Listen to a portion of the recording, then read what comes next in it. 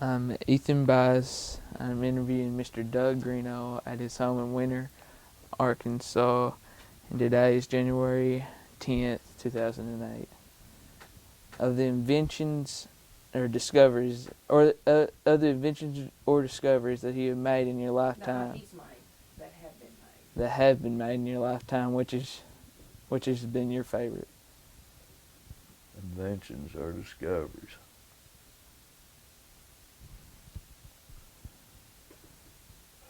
That's been made. Well, I'd be don't hardly know how to answer that. Of all the stuff that's come out in your lifetime, Oh, what's been your favorite? oh What's been man, your favorite? I couldn't. That would be it. It is in my lifetime. It What's it been is your amazing. favorite? I guess probably it would have to be. Of course, actually, you might say farming is. It's connected. Has been my life. And the oil business and stuff.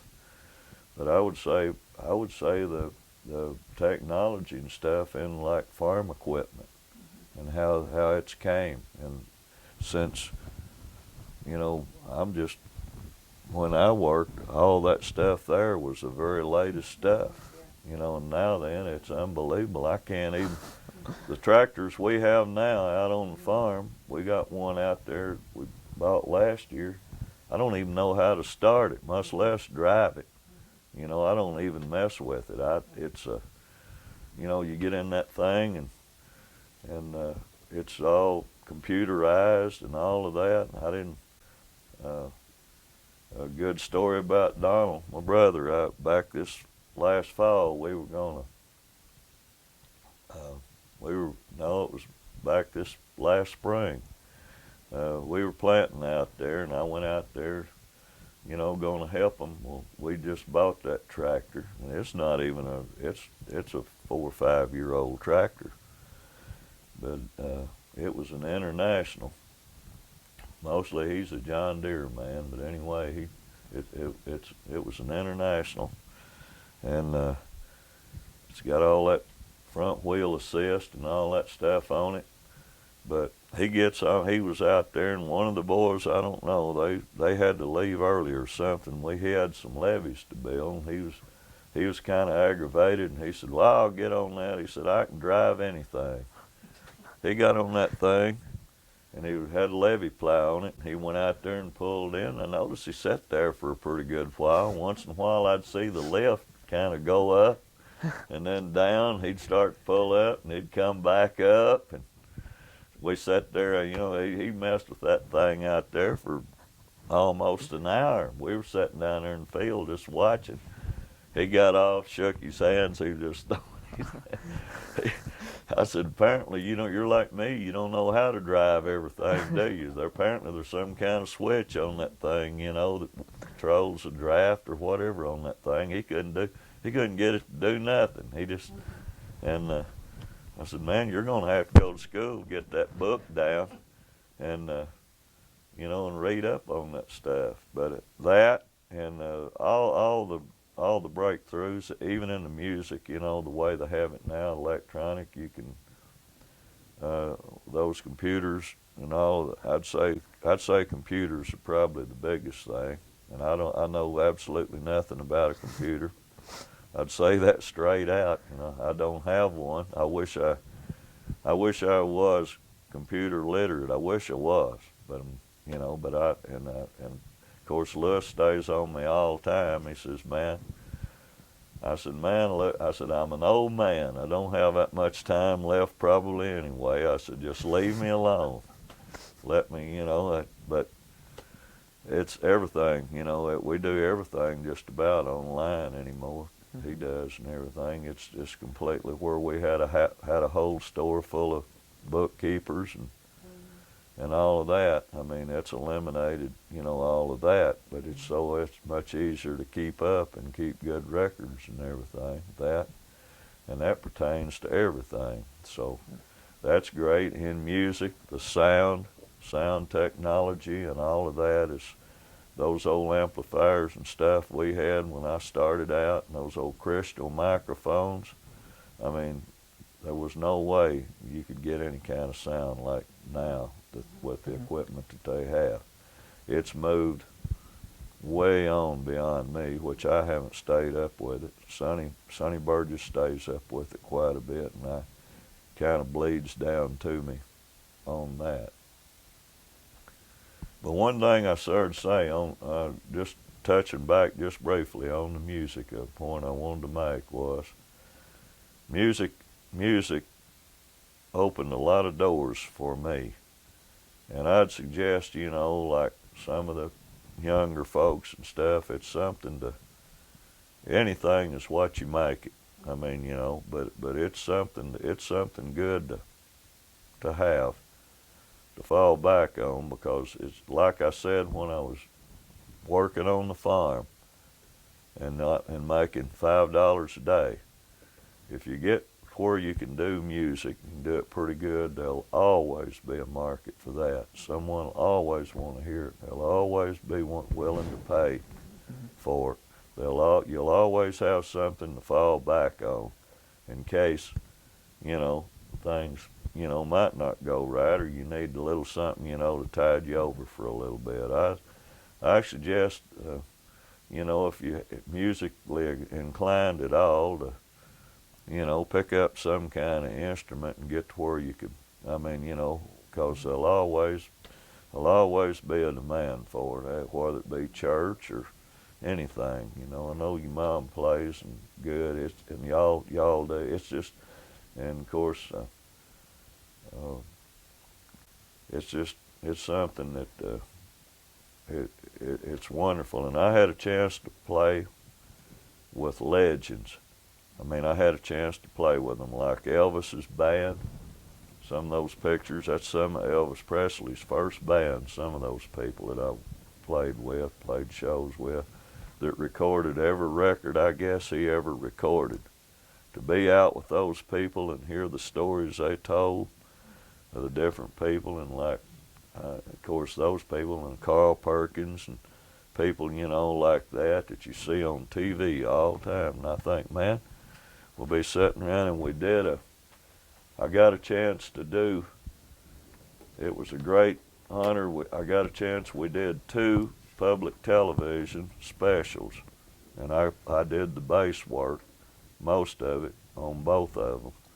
And that had all the guys like Ace Cannon and all Elvis's band, DJ Fontana, Billy Lee Riley, all the people that helped make music, that helped establish the music business kind of as we know it, the culture that goes now. I had a chance, to play with those people, and we did one. It's called one of the documentaries was called Mississippi River of Song.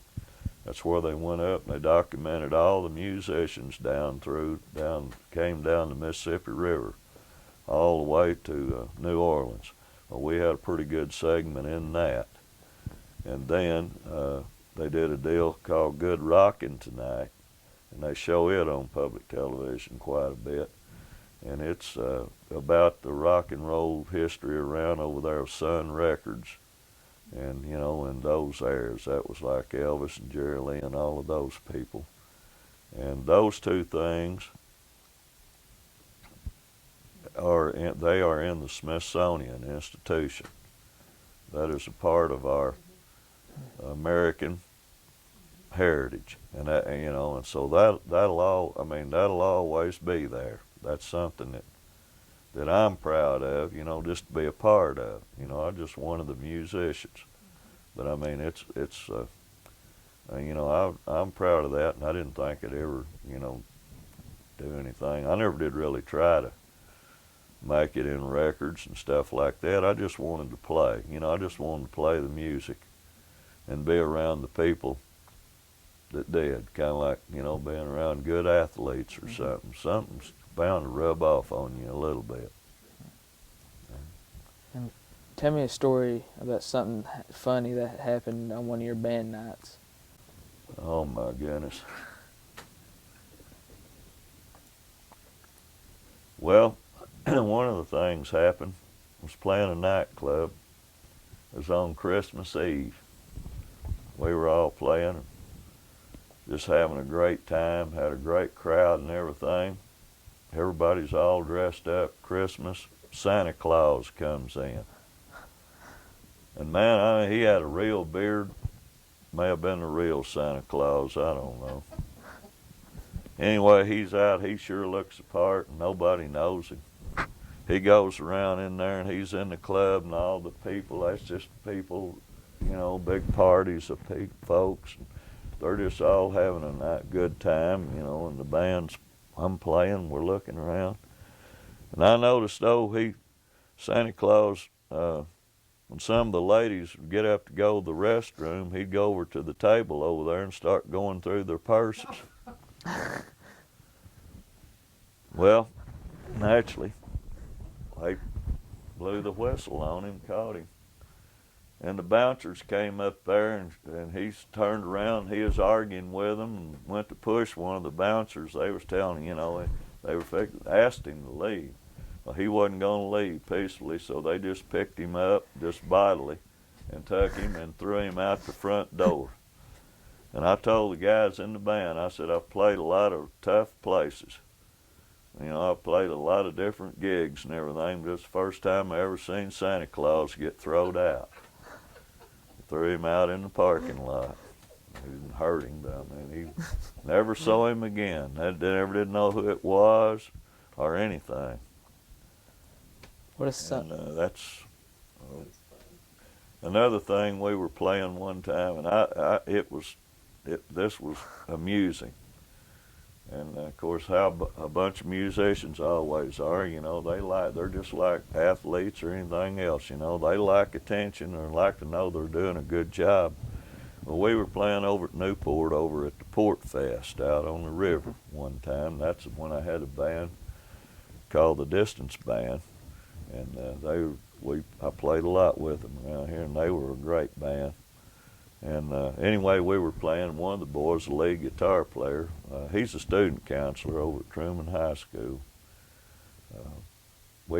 Charles Kirksey, we were playing, and Charles, was a real good singer. Well, our closing number, I mean, we thought we did a good show. We had bunch of people out there. We were backed up against the river.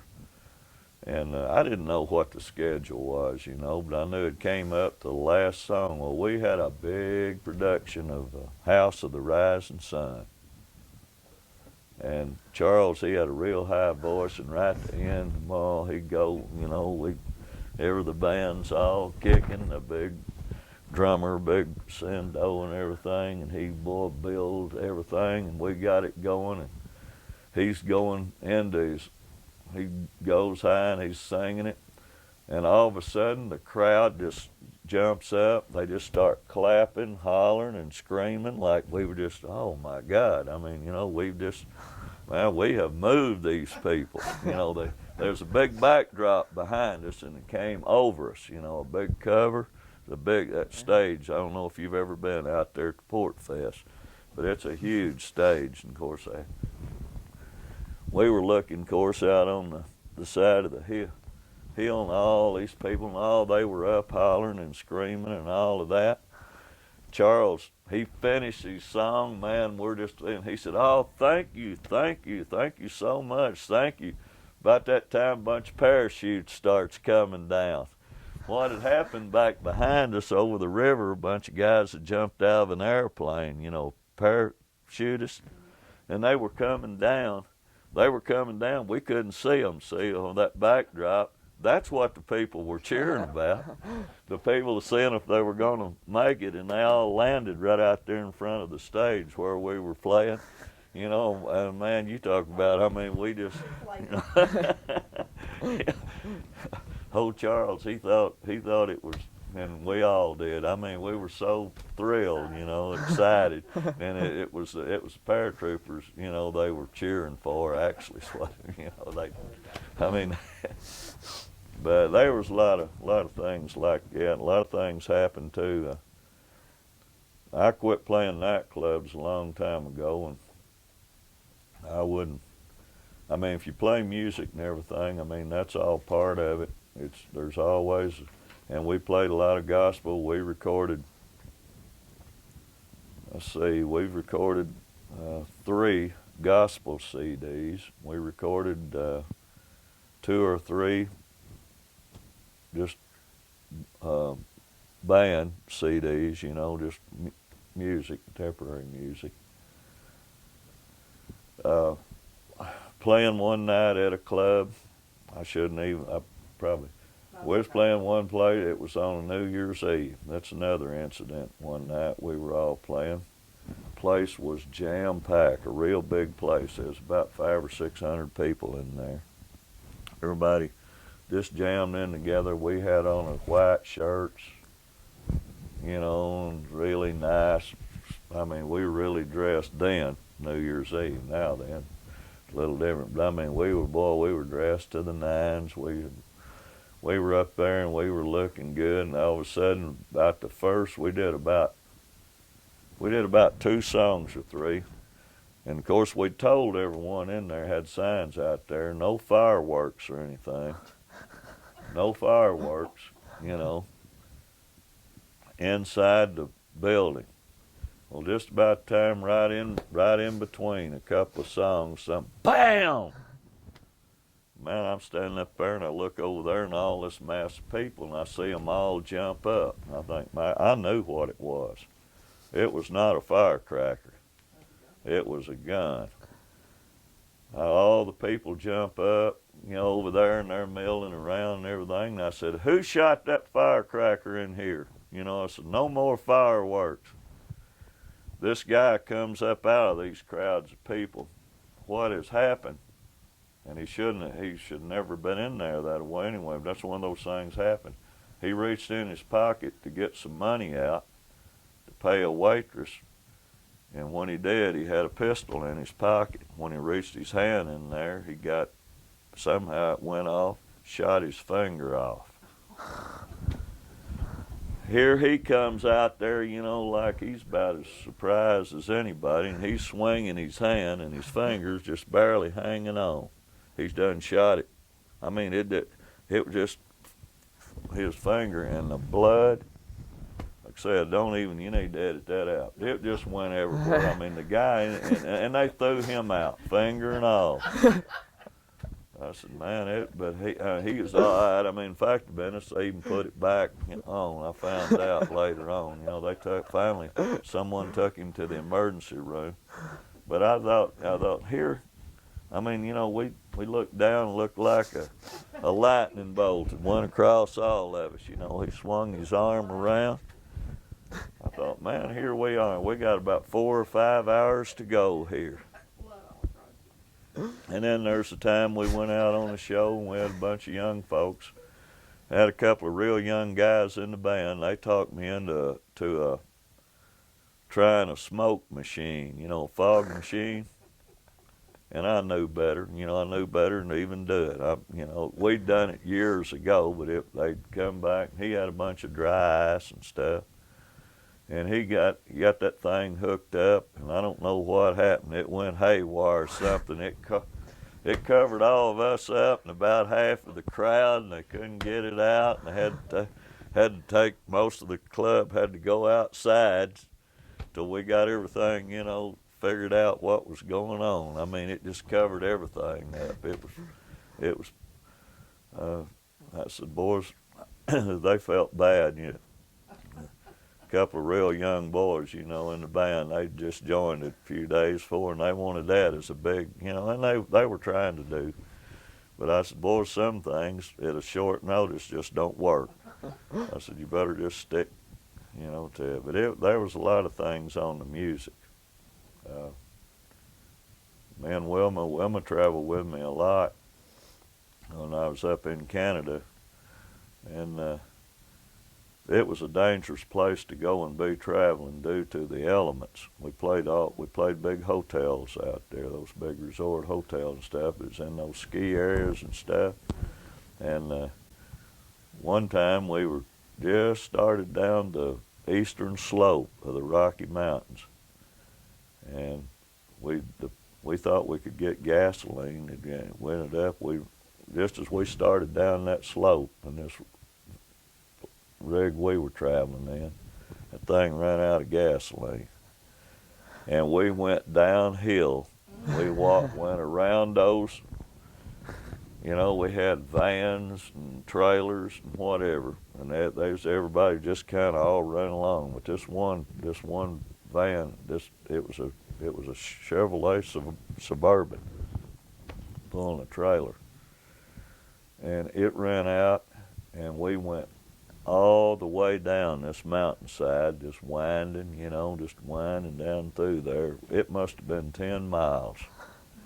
And I thought, my God, what are we going to do when we get to it was about 30 below outside. And I said, man, what's going to happen? When we got down to the bottom of the hill, there was one little station down there. And there wasn't nothing to do but just coast in there. And it was just right after daylight. And I thought, man, I hope someone's around here. A little old town, not as big, it's about like Otwell. And when we pulled up, I looked in there and I thought I could see, the windows were about iced over, but I thought I could see a light in there, and there was a guy in there. He'd opened that thing up that morning. The man was in there, and he got us some gas, but I don't know. I've often wondered what would have happened had it ran out and us going up the mountain on the other side. But, that's just some of the, that happens to everyone, but that's just, there were some, I wish I could think of some of the real funny things. I'm sure there's tons of them. There's a night the guy came in. We were having a birthday party, and this boy, he comes in, and his girlfriend worked at the place there where it was playing. He come in, had this beautiful bouquet of flowers, and everyone said, man, where'd you get that? So how'd you come up with that? He said, I got them down here at the cemetery. They had a funeral down there. I thought, it was awful. Go ahead and do this one. Good. Yeah, this one, never forget. Tell me some that happened on one of your band nights that you'll never forget. The one thing you will never forget in the music business since you've been in it, what's the one thing that you will never forget?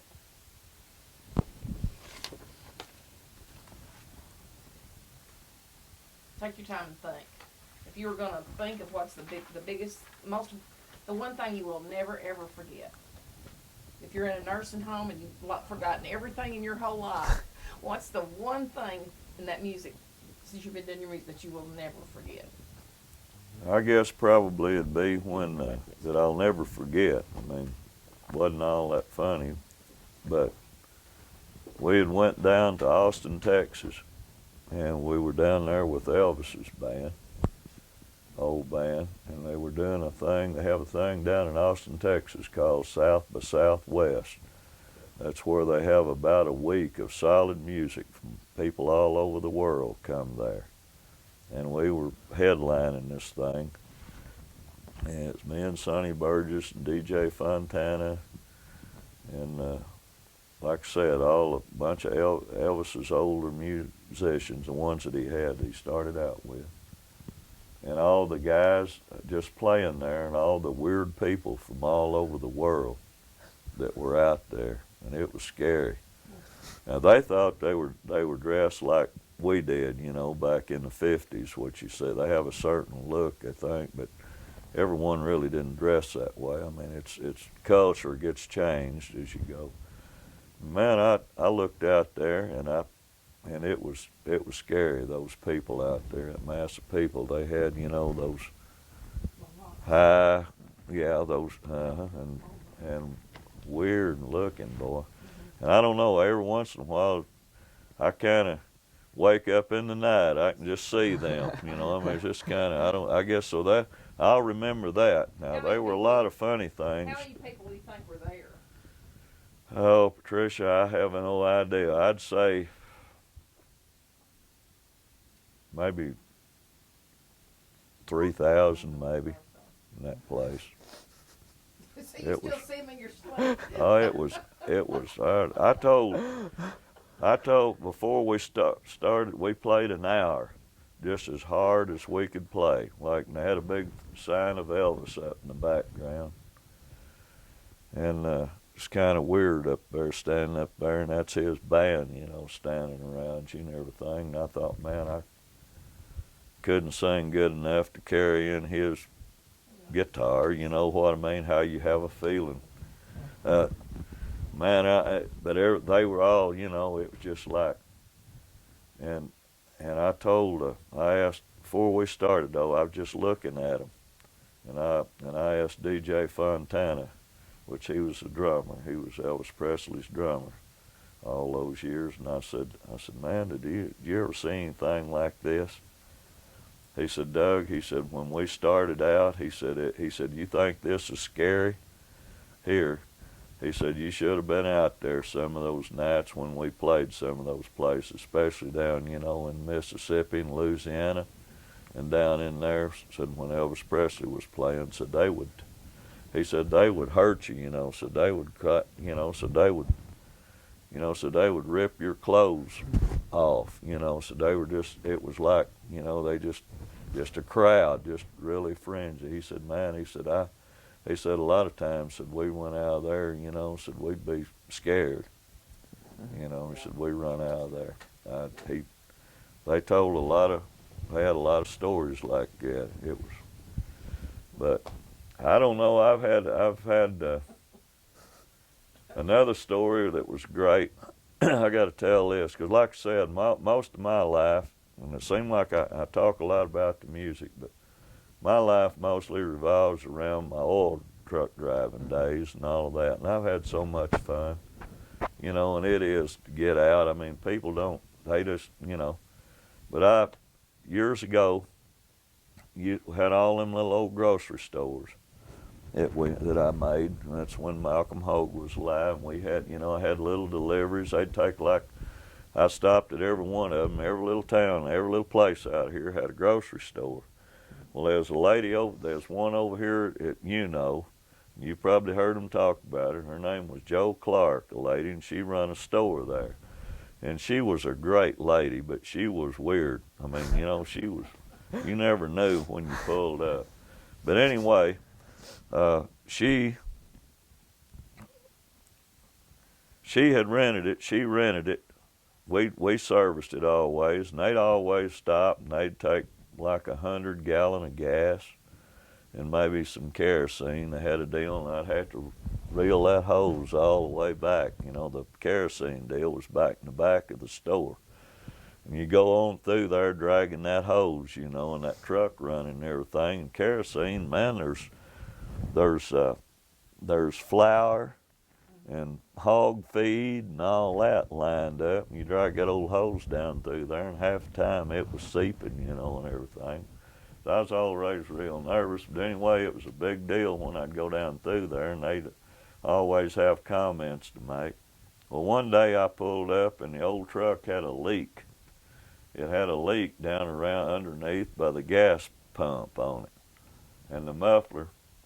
And I'd been up around pits up there, and I was coming back, and I was in a hurry too. And man, I was driving pretty fast, and I was going to stop and leave them some gas, or at least check their gas. Well, this guy that bought the store, and he's still alive. He lives over at Grubbs, and we was laughing. I was teasing him about it the other night. Well, I'll have to set the things up the way it was. The store, it was full of people. I mean, there was a lot of people in there hanging around loafers. There was a cigarette salesman in there, and he had a pile of cigarettes, a pile of money on the counter, and he had a guy in there that he was training. You know, he had a guy that was wanting a job, and his supervisor was in there. He was training him. That was one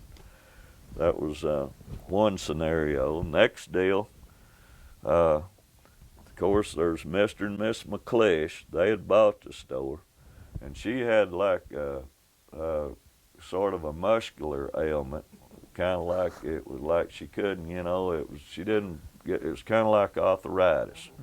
and she didn't just barely could walk, get around, but she stayed behind the counter. Her husband, Mr. McClish, he was there, and of course he did the, setting up the groceries and all that. Well, let's see, her brother and his wife, they were in there.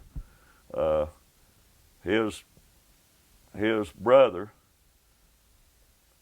Mr. McClish's brother-in-law, he had broken his leg. He was on crutches. He had his leg in a cast, and he was on crutches, and his wife was there, and she had diabetes real bad and real heavy. I mean, was really overweight. She was there. Let me see now. Get them all anyway. So anyway, I stop out in front of the building. They're all in there, and they got a big screen door. Got a big screen door there, and a door. It was open. It was in the summertime, and they had the door open. I wheel in that oil truck, in that gas truck, and when I let off to wheel in there, of course, it backfired. Well, I just kind of did run through my mind, well, I hope that thing, didn't catch on fire under there or something. But anyway, I rolled in up in front of the store, and I get out. I got out of the truck. I thought I smelt, like something burning. I looked there, and there was a little blaze under there, back there by the gas pump, and it was blazing. I mean, it wasn't anything to be. But I mean, that was back those days, and that equipment we used, that was a common occurrence. But anyway, it was something, to be concerned about. Well, the first thing I thought, well, I'll run in and get a fire extinguisher. So I go in the door. They always had a bunch of smart remarks to make, when I'd come in anyway. And I run in there, and I said, where's the fire extinguisher? And they said, man, what's the matter? I mean, said, you got driving that hot truck out there, so where you gonna cool yourself off? I said, no, I'm gonna put this oil truck out here. It's on fire. What? Fire? And they all threw their hands up, and they started running. His wife jumps over the counter, and she's got that arthritis deal real bad. And they're all trying to get out the door, and they run by me, and I'm still standing here. They don't even have the fire extinguisher was somewhere back in the back. They didn't even know where it was.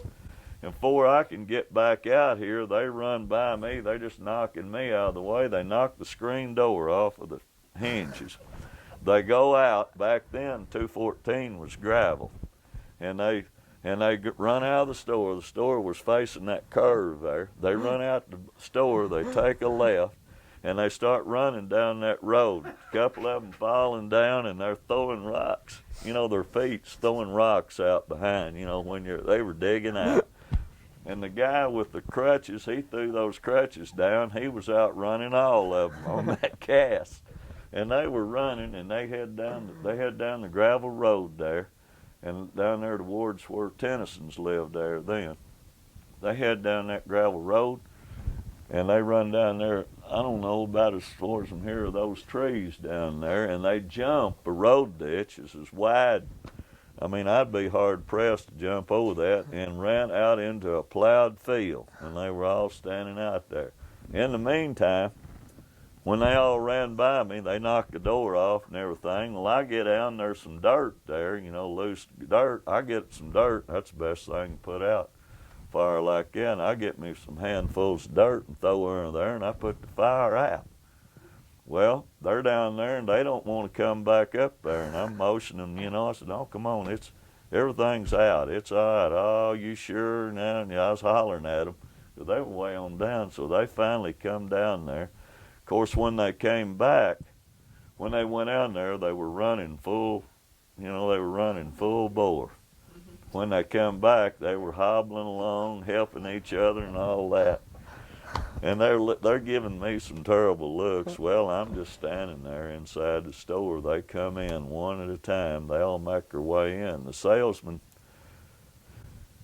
he comes in, and the guy with him, and he looked over there, and there lays his cigarettes they had out, going to sell them. There lays the money, all of that on the counter where they left. They just ran off and left everything.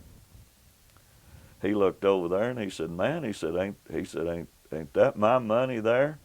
The guy that's training for the job, he said, "Yeah." He said, "Yeah, it's our money." He said, "We had it counted out, don't you?"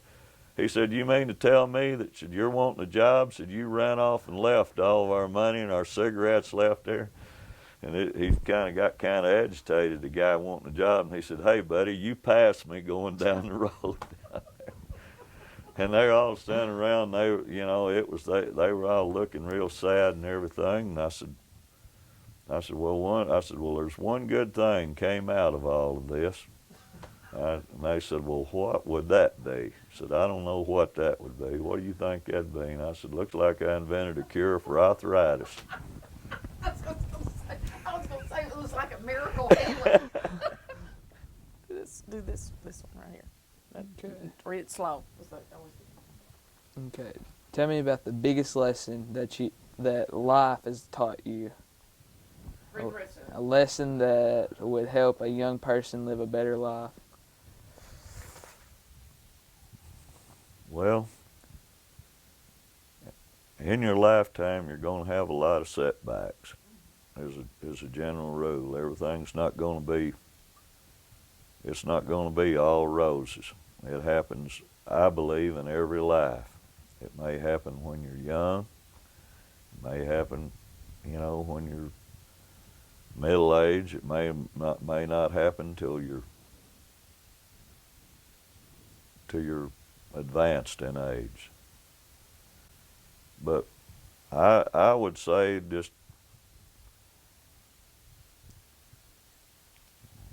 I would say just try to treat everybody right. Be honest with them, and if someone needs some help, try to help them along a little bit, because it'll all come back. It will all come back, what you do, especially in your young life. It has a way, things have a way of working around people that you meet. And as I said, there'll be a lot of things come along that you won't even want to go on. And but you just got to pick your head up and go on and do the best you can. I would say, because people, don't ever underestimate people. Don't ever underestimate their spirit. And they may not be, they may not be the best people in the world, but they've always, most of them, they have a good trait in them.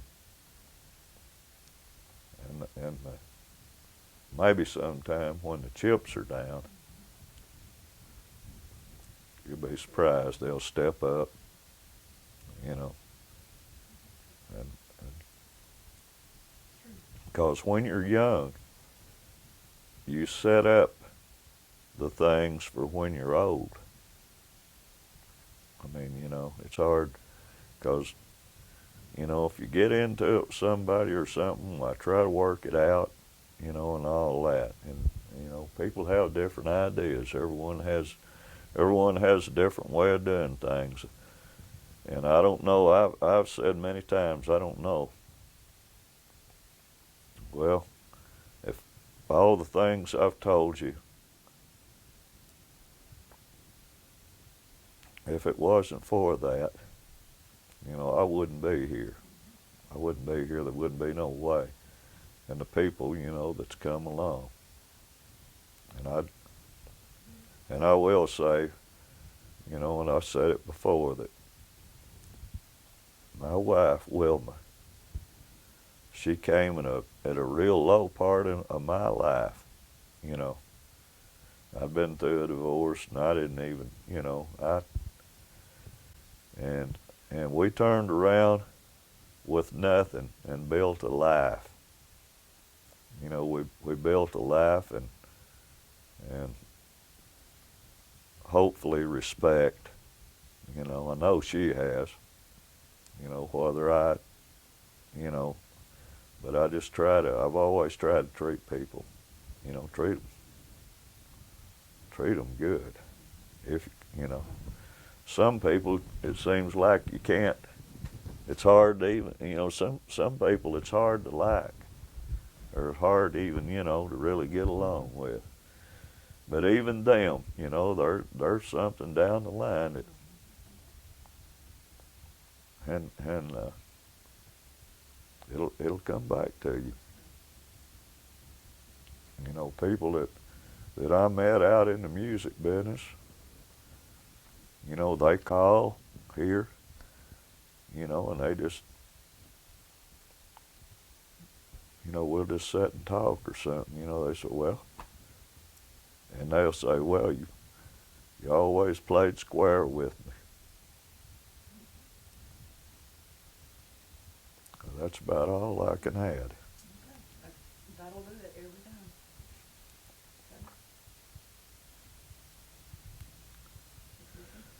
I hope y'all probably have to edit out about 95% of this. Because as Wilma says, and I know what Wilma will say, she'll say, yeah, he's rambling. He got started, she says. Thanks for We'll letting me be out interview. playing somewhere, you know, or something, and of course we just do the non-drinking and all that, and do quite a bit of gospel stuff now too, and that's.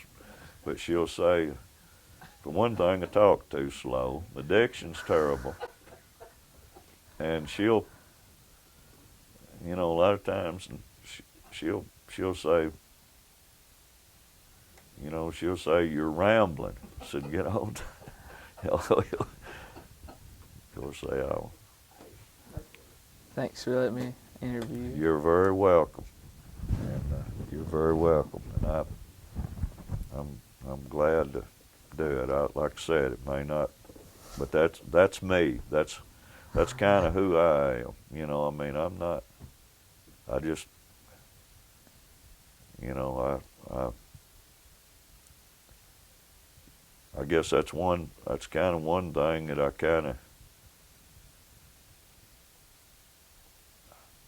I've just always just kind of been who I am, you know.